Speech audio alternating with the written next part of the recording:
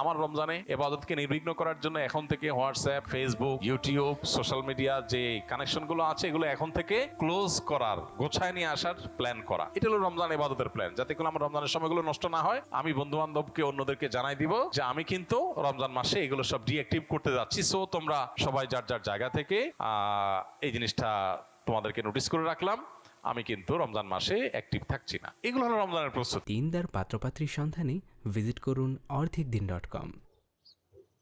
রমজানের প্রস্তুতি হবে রমজানকে কিভাবে কাজে লাগানো যায়, রমজানকে কিভাবে সফল করা যায়, সার্থক করা যায়। সেজন্য দুর্ভাগ্য আমাদের রমজানের প্রস্তুতি হলো আপনার ছোলা, মুড়ি, বেগুন, বেসন, তারপরে কি সয়াবিন তেল, চিনি, কি লাগে খানার আইটেমগুলো জোগাড় করা। এটা হলো আমাদের রমজানের প্রস্তুতি।